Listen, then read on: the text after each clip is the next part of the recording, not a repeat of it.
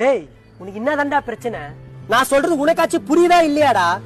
தயவு செஞ்சு நீங்க ரெண்டு பேரும் பேசாதீங்கடா. நீங்க ரெண்டு பேரும் பேசுறதுல ஏன் தலை உருளுதுடா. இந்தா நீ ஏன் உன் வாயால இனிமேல் நான் உன்கிட்ட பேச மாட்டேன்னு சொல்லு. புடி பேசு. உன் பேச்சுக்கா உன் பேச்சுக்கா புடி மச்சான். இதுதான் கடைசி. இதுக்கப்புறம் என் பையன் கூட பேசாத.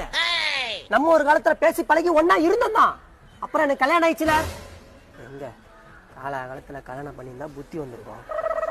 மச்சான் உன்னை பத்தி எனக்கு நல்லா தெரியும். அரையாண்டு படிச்ச முக்கியம் இல்ல, முழுவாண்டுல பாத்துக்கலான்னு என் மண்டைய கழுவுனவன். என் பையனும் அதை கத்துப்பான்.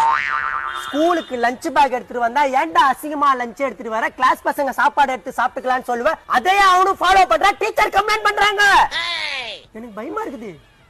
இப்படிதான் திங்கக்கிழமை ஒரு நாள் காலையில அவன் கைய தூக்கி பாக்குற, வெட்டி வச்ச வெங்காயத்தை அக்குள்ள வச்சுக்கின்னு திருன்னு முடிக்கிறான். அப்படியே நீ ஃபாலோ பண்ற அதே டெக்னிக். என்னடா பேச போயிட்டே இருக்க, கோச்சிக்கினியா? 4 மணி ஆயிடுச்சு. ஆந்து பையன் ஸ்கூல் விட்டுருவாங்க. விளையாட வரலாம், அவன் கோச்சுப்பான். நான் இன்னொரு ஆள் உன்கிட்ட பேசுறேன் போ.